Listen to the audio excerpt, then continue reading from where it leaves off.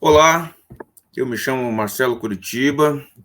Eu vou começar. Olá, eu me chamo Marcelo Curitiba Espíndola e hoje eu vou falar para vocês um pouco sobre adubação de cafeiros robustas na Amazônia. Nessa apresentação, eu vou falar para vocês um pouco sobre o café na Amazônia de uma maneira geral, falar um pouco sobre adubação de plantio, adubação de formação e adubação, calagem e adubação de produção. Nós vamos dividir primeiro uma contextualização sobre o café na Amazônia, depois nós vamos dividir as três fases: adubação de plantio, a parte inicial, adubação de formação e calagem e adubação de produção, que é quando as plantas estão na fase adulta. Bom, vamos lá. Primeiro, contextualizando para vocês um pouco sobre o café na Amazônia. A gente fala em Amazônia, a gente pensa, né, no bioma Amazônia, mas o bioma Amazônia não está só na região norte, está dentro da Amazônia Legal brasileira, né, que a gente tem os dois estados que não são da região norte, o Maranhão e o Mato Grosso, e esses estados, né, não tem, obviamente, somente o bioma Amazônia, né, tem outros biomas, mas também apresenta um bioma Amazônia, assim como Tocantins não tem somente Amazônia e tem Cerrado, Roraima também tem um pouco de Cerrado, Manaus, Amazonas também tem um pouco de Cerrado. Então, quando a gente fala em Amazônia, é uma coisa muito complexa. E pensando nessa complexidade, a gente, além de toda essa imensidão que é o bioma Amazônia, a gente tem algumas particularidades. Por exemplo, a gente tem condições de precipitação na região de Manaus, que chega a 3 mil, quase 3 mil milímetros por ano, enquanto a gente tem em Rondônia, por exemplo, locais que chovem cerca de 1.800 milímetros. Então, a variação climática é muito grande, variação de solo também muito grande. De uma maneira geral, os solos da Amazônia são solos de baixa fertilidade, mas a gente tem também solos com fertilidade média. Por exemplo, nos municípios de Alta Floresta do Oeste, Alto Alegre dos Parecis, a gente tem solos com fertilidade média que carecem muito menos de tratamento para recuperação dessa fertilidade. Então, quando a gente vai falar de adubação pensando em Amazônia, é muito complexo. Então, qual que é a ideia nossa aqui hoje? Nós vamos falar um pouquinho, vamos dar os caminhos, né, as diretrizes de adubação dos cafeiros coffea canephora, especialmente os que a gente chama de robustas, né, que são os que são cultivados na Amazônia. Então, nós vamos dar as diretrizes sobre essas adubações, mas é claro que isso é apenas uma aproximação. Cada local tem sua particularidade, cada solo tem sua particularidade, cada clima tem sua particularidade, cada clone tem sua particularidade, mas a nossa intenção aqui hoje é falar um pouco de maneira geral sobre aspectos relacionados à adubação de cafeeiros na Amazônia. Primeira parte, então, correção de solo em pré-plantio. Bom, para toda cultura agrícola, o que a gente preconiza é que seja feito, antes de mais nada, uma análise do solo, para saber o que tem nesse solo, principalmente análise química, né? Interessante também fazer análise física, análise microbiológicas, mas a análise química nos dá um norte de como nós devemos prosseguir para preparar esse solo. Então, a primeira parte é a análise do solo. De posse da análise de solo, nós vamos realizar algumas atividades, com a calagem, que é a aplicação de calcário, e também a adubação fosfatada e a adubação com micronutrientes. Ora, vejam bem, por que eu estou chamando atenção para essa aplicação desses fertilizantes nesse momento? Porque o calcário pouco move no solo, né? É um corretivo de solo que tem baixa mobilidade. Então, durante o preparo do solo, é um momento que a gente deve concentrar esforços para fazer a correção do solo, fazer a correção da acidez, elevar o pH, elevar a saturação de base para melhorar as condições químicas desse solo. Porque se a gente não fizer nesse momento, depois da lavoura implantada, isso vai ser muito mais difícil. Então, esse é o momento de fazer a aplicação de calcário. Como a gente faz a aplicação de calcário? O ideal é que seja feito em área total. Aração seguida de gradagem, aplicação de calcário, né, para revolver, incorporar esse calcário ao solo. E também aplicação em cova. Por que a gente faz a aplicação de calcário em cova, além de fazer a aplicação em área total? Porque as covas ou suco de plantios são geralmente feitos de maneira mais profunda, com sucador, ou com brocas, ou mesmo de forma manual, atinge camadas superficiais, abaixo dos 20 centímetros, que geralmente onde são geralmente realizado o preparo do solo. Bom, Além do calcário, então, a gente tem também a aplicação de adubos fosfatados, de forma semelhante ao que acontece com o calcário. O fósforo tem baixa mobilidade no solo, tem forte absorção aos colóides do solo. Então, este é o momento de se fazer a aplicação de adubação fosfatada. Para quê? Para colocar fósforo no solo, nas camadas subsuperficiais do solo. Inclusive, nesse momento, pode-se até pensar, a gente tem trabalhado com a aplicação de fósforo de liberação rápida, né? E também de fosfatos naturais, que é uma liberação mais gradativa, vão ser liberados ao longo do tempo. Micronutrientes, de forma complexada, principalmente as fritas, o FTE, no caso, um FTE, que são um complexo de micronutrientes que vão liberar de forma gradativa também no solo. Então, este é o momento de preparo, de estruturação da base que vai receber a planta. Então, fornecimento de nutrientes, correção de solo, fornecimento de nutrientes na base, no pré-plantio. Aqui tem a recomendação de aplicação de calcário, fósforo, boro, zinco e FTE. Dois nutrientes muito importantes, o boro e o zinco, mas não são só eles, né, que são necessários. Então, a gente aplica o FTE. E também a aplicação de esterco, né, de algum material orgânico, porque o material orgânico é que dá vida ao solo, vai fortalecer a biologia do solo. Então, é muito importante que a gente tenha também a aplicação de material, de alguma fonte de material orgânico. Essa tabela está em Marcolan e Colaboradores 2015, é um livro Café na Amazônia, publicado em 2015 pela Embrapa Rondônia, e lá vocês têm mais informações sobre essa aplicação desses fertilizantes.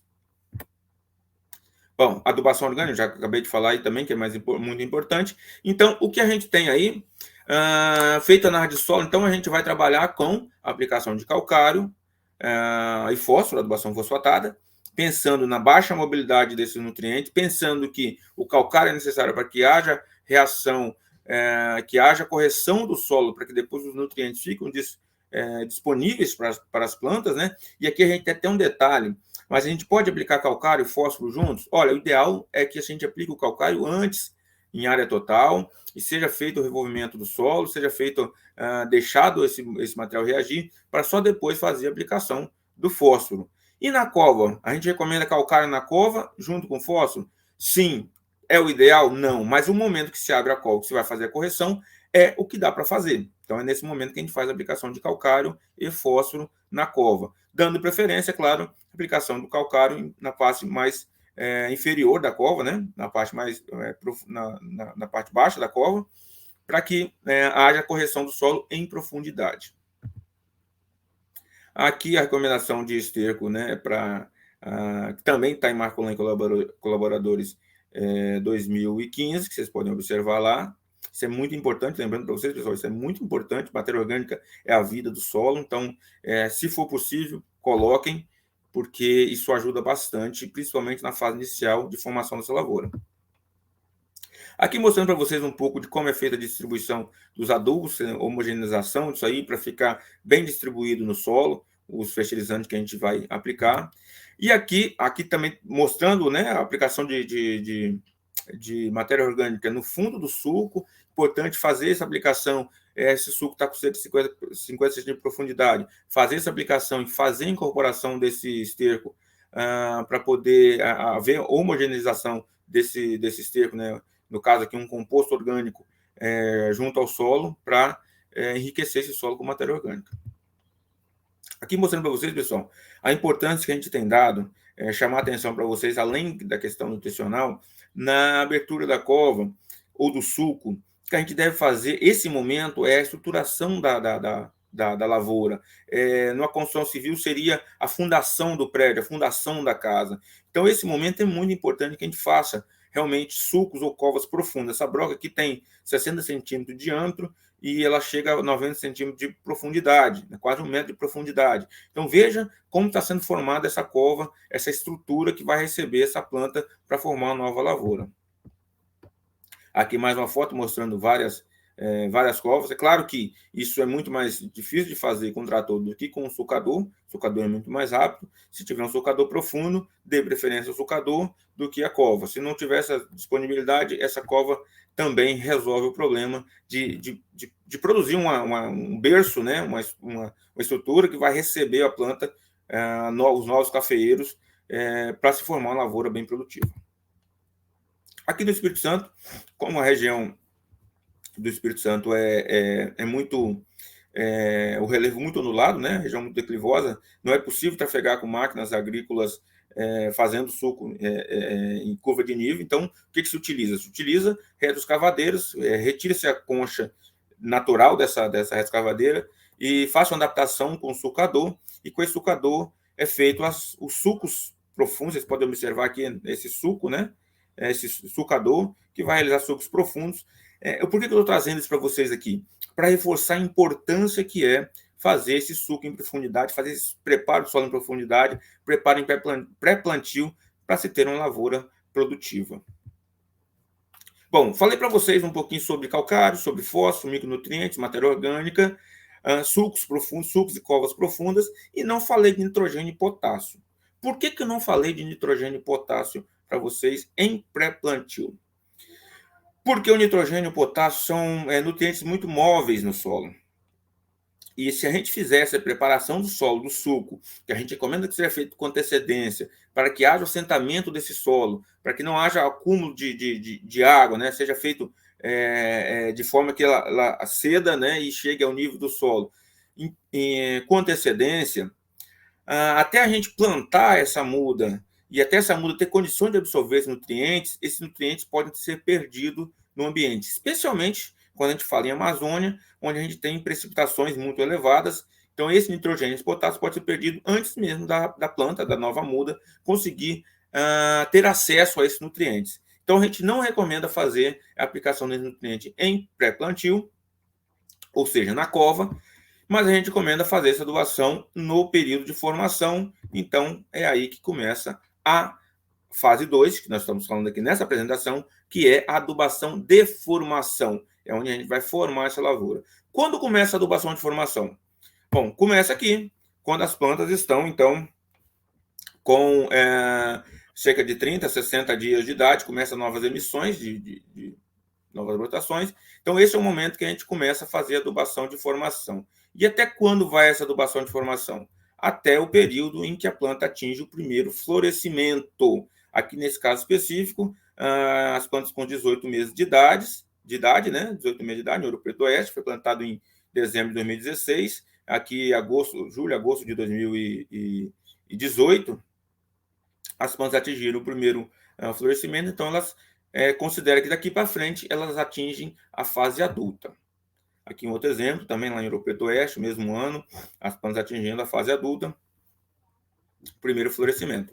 Bom, Campanhari Colaborador de 2020 é um capítulo de livro que foi publicado num evento realizado pela Universidade Federal do Espírito Santo, organizado pelo professor Fábio Luiz Partelli, e nesse evento foi publicado um capítulo de livro em que traz essa tabela, vocês podem conferir lá, está disponível na internet, trazendo 4 situações.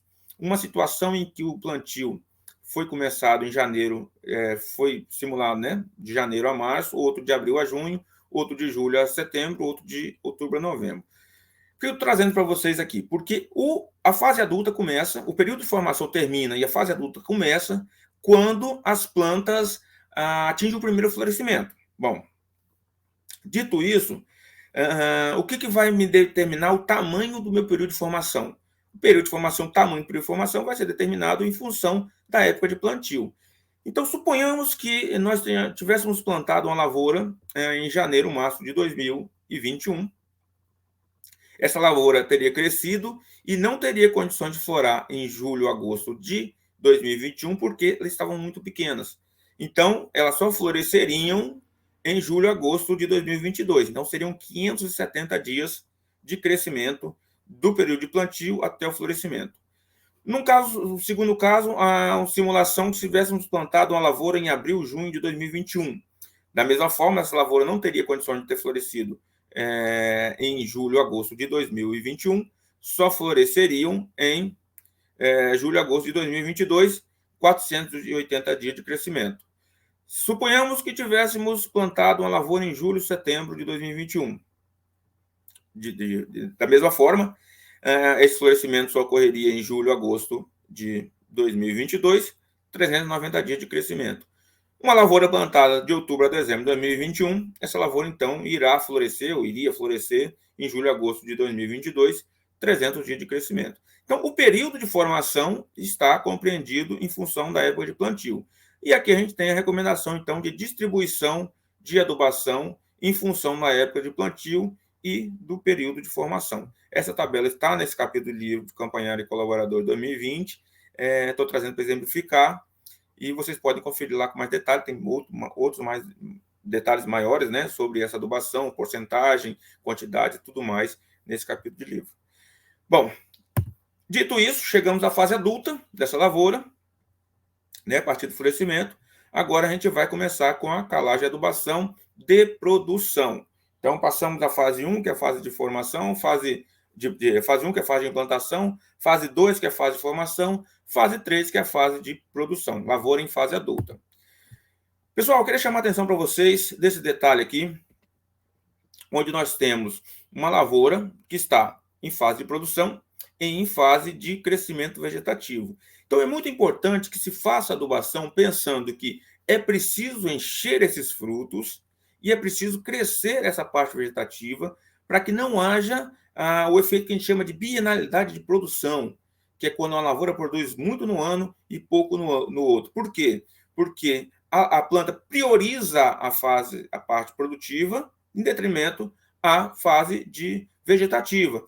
Então, é muito importante que a gente fique atento todo ano, quando inicia o processo de crescimento dos frutos, o início das águas, geralmente em setembro, outubro, novembro, há uma demanda enorme por nutrientes para a expansão dos frutos e para o crescimento vegetativo. Então, a gente tem que ficar atento para que não haja carência de nutrientes e comprometimento do crescimento da copa, que vai garantir a safra do ano seguinte. De maneira semelhante, então, a gente tem que proceder à análise de solo. Aqui eu trago para vocês alguns os detalhes de coleta de solo, sempre na projeção da copa, cerca de 50 centímetros a partir do tronco, né, da planta, da base da planta, é onde se encontra a maioria das raízes absorventes, vocês podem ver aí, olha a quantidade de raízes absorventes nós temos aí. Então, esse é o ponto de coleta de solo. Recomendação é que se dê um intervalo de cerca de 30 minutos da coleta de solo, da última doação para a coleta de solo, para que não haja contaminação. A partir disso aí, a gente vai fazer a aplicação de calcário, naturalmente, né, via cobertura, infelizmente é complicado incorporar, e fazer a aplicação principalmente de NPK. Claro, todos os nutrientes, mas chamando atenção aqui para o NPK, que é de maior demanda. Para isso, a gente tem duas formas, que é a forma de aplicação baseada na exportação de nutrientes. Aqui, Bragança, colaboradores do MI1, tem uma tabela que fala sobre a exportação. Mas, para simplificar o caso, a gente tem, então, uma tabela. Aqui está no capítulo Marcolan e Colaboradores 2015, no capítulo livro Café na Amazônia. Essa tabela adaptada veneziano e colaboradores, veneziano 2000, na verdade, a gente trabalha com uma margem aqui entre 80 e 120 sacos por hectare, uma recomendação para nitrogênio, fósforo e potássio. Isso é muito variável, isso não é uma regra fixa. Cada caso é um caso, cada lavoura é uma lavoura. Às vezes temos a lavoura que não tem copa para poder produzir 80 sacas, mas a gente vai colocar 80 sacas pensando na safra seguinte. Ou às vezes tem lavoura que vai produzir 80 sacas, mas a gente tem que pensar em aumentar essa produção para garantir um aumento, uma produção subsequente acima de 80 sacas, 80, 90 sacas. Então, cada caso é um caso, isso aqui é apenas uma aproximação, uma recomendação aproximada de adubação. Sobre cálcio, magnésio e enxofre, a gente tem, né, cálcio, a gente tem que manter, geralmente a gente recomenda a manutenção de 3 a 5 centimol de carga por decímetro cúbico de solo, né, aplicação de cálcio é feito geralmente com calcário, gesso e nitrato de cálcio. Magnésio, de 1 a 2 centimol de carga, então a relação aí próxima de 3 para 1 entre cálcio e magnésio. Magnésio, da mesma forma, pode ser fornecido por calcário, sulfato de magnésio, óxido de magnésio, né, outros fertilizantes que contêm o magnésio, mas o principal é o calcário e o sulfato de magnésio. O enxofre, a gente trabalha com aproximadamente 60 kg de enxofre por hectare ano. Lembre-se, pessoal, isso é uma aproximação, né? E esse enxofre pode ser fornecido na forma de sulfato de amônio, superfosfato simples, sulfato de cálcio, sulfato de magnésio, sulfato de potássio, sulfato de zinco. Então, a gente não tem se preocupado muito com a aplicação de enxofre, porque ele vai de carona com outros fertilizantes. Mas é importante ter em mente essa quantidade que está sendo fornecida. E adubação com micronutrientes. Marcolan e colaborador de 2015 tem essa recomendação de boro e zinco. Hoje a gente já está trabalhando com quantidades maiores de boro e de zinco, 2 quilos, 4 quilos, em alguns casos até 6 quilos de zinco por hectare ano, dependendo da análise de solo, é claro. Mas é muito importante, esses nutrientes são muito importantes para o crescimento, especialmente no início da formação de frutos, crescimento vegetativo, nos meses de setembro, outubro e novembro. Então, a gente tem que ficar muito atento com esse nutriente nesse período. A adubação orgânica, de mesma forma, a gente recomenda que seja mantido, mesmo em cobertura, essa adubação nessa lavoura, porque os nutrientes, a matéria orgânica, na verdade, ela é vida, ela vai fortalecer a biologia desse solo, enriquecer e garantir a sustentabilidade desse solo.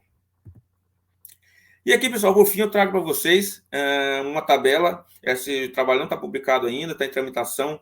É um trabalho realizado pela Embrapa Rondônia, que tem a distribuição de nutrientes durante o ano, a partir do período de pré-florescimento, né, período em que a gente não aplica nutrientes para que haja o estresse hídrico e o florescimento. Depois, uma sequência de distribuição de fertilizantes em termos percentuais aqui até a colheita, começando com maiores concentrações de nitrogênio e fósforo no início, setembro, outubro, novembro, que é o período de início de expansão e crescimento vegetativo, o potássio mais no final do enchimento dos frutos, né? E uma adubação de pós-colheita que vai garantir o florescimento dessa lavoura. Nesse caso aqui, bastante fósforo para transporte de energia e também, que não está colocado aqui, os nutrientes cálcio e boro que vão fortalecer, vão ajudar no florescimento dessa lavoura. Para finalizar, então, um trabalho realizado pela colega Daniele Duberstein, feita em Rondônia, sob a coordenação do professor Fábio Luiz Partelli, Jairo Rafael Machado Dias, em que ela trouxe aqui, né, o período de enchimento de grãos em 2013, florescimento em agosto de 2013, colheita em maio de 2014, uma curva que mostra a necessidade, a evolução da necessidade de nutrientes. Então, cerca de 2 meses aqui, né, começa o aumento da necessidade de nutrientes para enchimento de grãos e depois tende a estabilizar no final do ciclo, mostrando para vocês a importância que é o fornecimento de nutrientes nesse período de setembro, outubro, novembro, que é o início do período das águas, que é o início de expansão de frutos, que é o período em que as plantas precisam de maiores quantidades de nutrientes. Pessoal, falei de forma rápida para vocês aqui um pouco sobre adubação. A gente vai discutir um pouco mais isso falando, né, no debate que nós vamos ter. Muitas dessas informações estão no livro Café na Amazônia, especialmente no capítulo Marcolan e Colaborador de 2015. Nós temos algumas informações que estão nesse documento, nesse capítulo de livro, Campanharo e Colaborador de 2020, principalmente na parte de formação. E nós estamos com uma publicação para sair sobre adubação, recomendação de adubação para o estado para a região amazônica, com esses detalhes sobre a distribuição de porcentagem de nutrientes ao longo dos ciclos de crescimento. Tudo isso, claro, que eu disse, são aproximações que devem ser levadas em consideração, mas adaptados caso a caso para cada situação. Eu fico por aqui, agradeço vocês a atenção de todos, espero que eu tenha contribuído e a gente possa ter uma boa discussão a respeito desse assunto. Muito obrigado.